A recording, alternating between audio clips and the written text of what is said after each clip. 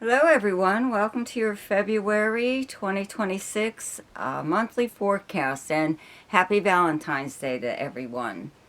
So, I haven't done these for a while. I'm hoping that you guys, share this video, like, share, comment, subscribe, especially if you're new. I need to get my videos more in circulation. There, I just wasn't getting enough views, so it really wasn't worth me doing them. I will always still do the shorts, but we'll see how the monthlies go. Okay, but anyway, so the month actually starts off with a full moon in Leo. Okay, on the 1st. Then on the 3rd, Uranus turns direct. It's still in Taurus. Turns direct. It's finishing its transit in Taurus and moving into Gemini in April. I believe it's April 27th. Anyway, on the 6th, Mercury moves into Pisces. Up until that point, it is still in Aquarius. On the 10th, Venus moves into Pisces, and again, up until that point, it's still in Aquarius. On the 13th, Saturn leaves Pisces for 28 years maybe. I forget the cycle. It spends about 2.5 to 3 years in each zodiac sign, so it takes a while to go completely around the zodiac. So it is leaving Pisces and moving into Aries on the 13th, okay? Then on the 17th, there's a new moon solar eclipse in Aquarius. On the 18th, the sun moves into Pisces, and then on the 26th, Mercury turns retrograde in Pisces, okay? And there is a link in the description box below. I just left it in there, okay, to a video that I did on Mercury retrograde. Okay, so it's a good idea to check that out. Also, again, don't forget to like, subscribe, share, comment, whatever you can do. I would greatly appreciate it, okay? And thank you so much for your donations, your inquiries, all of that. I really appreciate it. Thank you very much. And now for your forecast. Hi, Virgo. Welcome to your February monthly forecast. Happy Valentine's Day. I would have to say, well, first we'll get to the full moon and the new moon, okay? First, there's a full moon on the 1st in Leo in your, let's see here, 12th house, and there's a new moon solar eclipse in Aquarius on the 17th in your 6th house. Okay, these houses are directly across from each other. The 12th house is hidden things, behind the scenes, okay? It is your subconscious mind. It's your dreams. It's the house of charity. Many things, but it's basically activities behind the scenes by you or someone else. And there's a full moon going on here. There's no planets in Leo right now, right? So I don't think anything really fantastic is going to come from this full moon. Nothing real earth-shaking. Though full moons do exist to bring problems or issues to the surface, so they can be dealt with and done away with. So that's what's happening here, but it's happening behind the scenes. It's happening in secret. Okay, so around this full moon, you could find out something, let's say, about a coworker or a boss or the company you work for. Or you could find out something about someone you know that possibly you've been helping. For whatever reason, with their daily this or that. Maybe you've been giving them rides, places, or going to the store for them, or something or other, okay? You could find out a little bit more about them. That's kind of surprising. Could even be regarding their health. You could even find out, whatever. Somebody could pull you aside even at work and let you in on some kind of gossip that's going on that could either be just gossip or could actually be true, be headed towards that direction, whatever. You're not really sure what to believe, so you probably won't say anything anyway and just keep it to yourself, okay? Now, around this new moon solar eclipse on the 17th in this area, in your 6th house of the workplace, the kind of work that you do, your co-workers, it's also your house of health and your house of service to others, okay? By that, I mean someone may approach you and ask you for help. You know, they need a favor. So in turn, they offer to do something for you, so you both benefit from the arrangement, okay? Could be something like that. Possibly going on here, some kind of new setup as far as the new moon goes, does bring a new beginning in this area. Eclipses do have a tendency to eclipse people or problems or things, whatever, out of your life. Okay, so there could even be someone that was possibly a problem, like a coworker or a boss, possibly leaving the company. Or, again, there could have been someone that possibly leaned on you a little bit too heavily for help. You know, that they were always used to you being there, always turned to you first, you know, for a favor or for help of some kind instead of going to their own family. Whatever, something like that, okay? So that could be ending possibly, or so even a policy maybe at work that's kind of ridiculous, and something new beginning. Okay, could be a new, you could even be getting new equipment at this time. If you're self-employed, you know, it could be some kind of home operated business, but it's more likely some kind of tech, you know, new computer, new software, new something or other. Okay, but you have Pluto and Mars transiting in Aquarius in your 6th house. Pluto will be here for like 20 years, okay? So there's going to be changes in the kind of work that you do. Okay, with Mars here at the same time, Mars is here all month. You're not going to put up with anybody's crap. That's why this new moon could really come in. I'm going to sneeze. I guess not, but I will sooner or later. Anyway, sorry.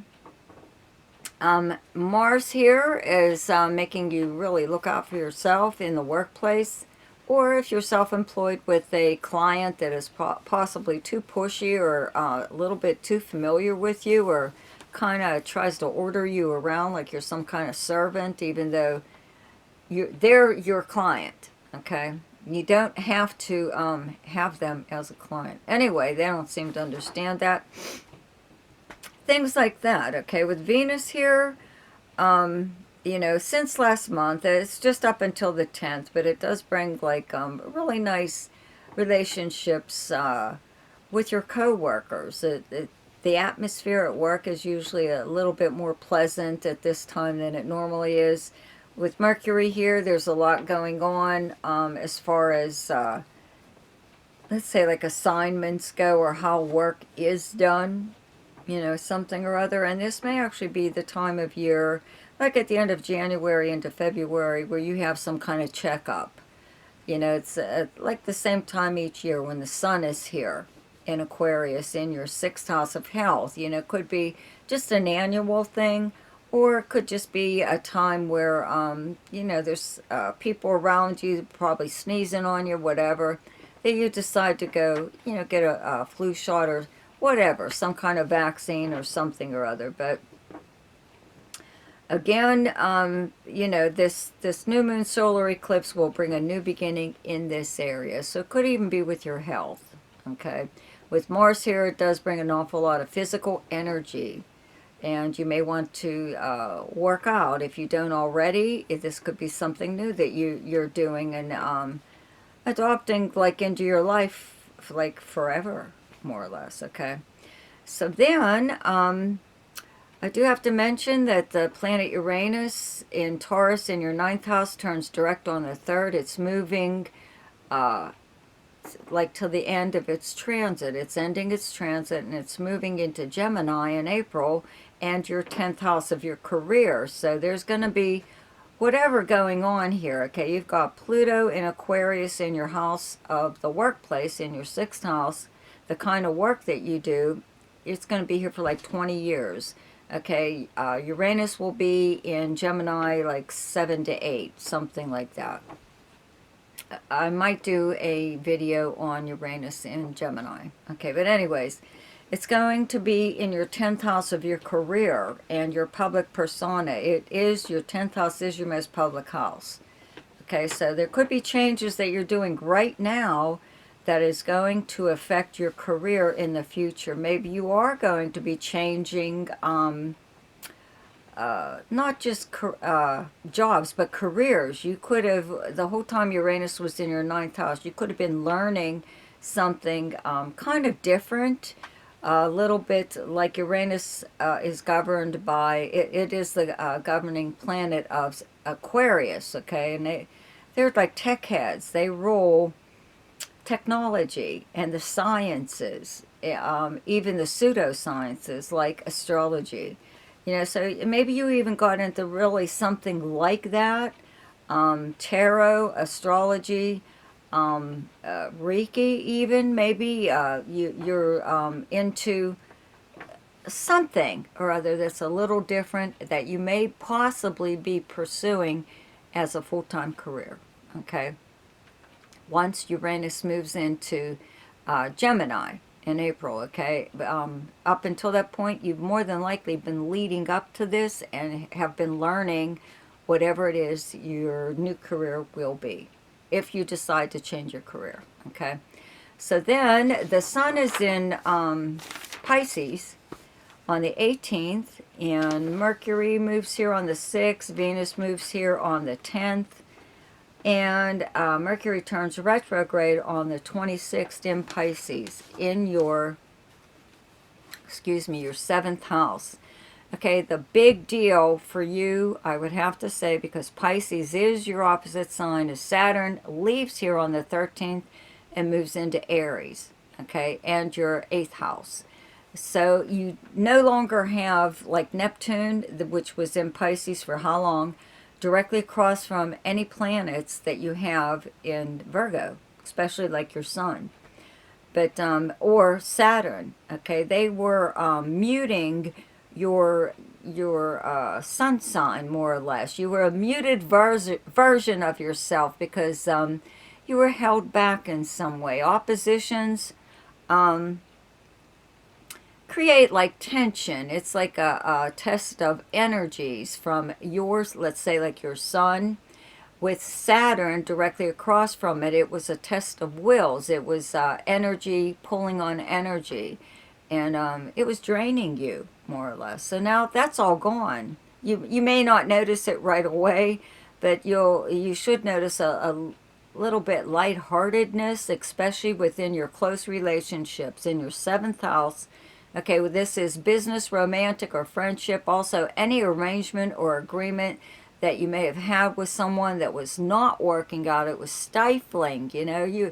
Way too much was expected of you. Okay, that will be gone too. You don't have to put up with none of that crap anymore. With all of these planets here right now in Pisces, just the basic inner planets, Sun, Venus, Mercury, just means there's a lot of activity going on here at this time. You're having a lot more contact, let's say with a romantic partner or someone you do business with, or even a business partner. And a lot more going on here. Now, when Mercury turns retrograde, if you have reached some kind of arrangement or agreement, this is also the house of contracts. You know, one might come up.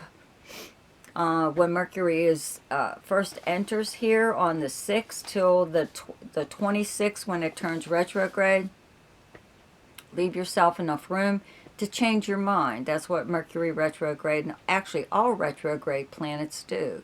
They give you the opportunity to change your mind, review, whatever. You know, maybe things aren't working out the way you wanted to. Maybe you agreed to one thing and it's just not happening. So that would be the time to change your mind from the 26th on.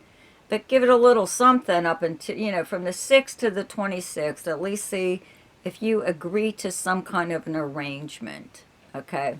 See how it goes. If it looks okay, whatever. If it doesn't, then just give yourself enough room to change it. Excuse me. I'm about ready to sneeze or cough my head off, okay? So anyways, let's see here. Yeah, well, anyway, you now have Saturn and Neptune in your 8th house. Okay, I may do videos on that. We'll see. So, but for now, here, the best time to do something each month is when the moon is in your own sign, and the moon is in Virgo on the 3rd and 4th. The best time to lay low is when the moon is in your opposite sign, and your opposite sign is Pisces, and those dates are the 17th, 18th, and 19th.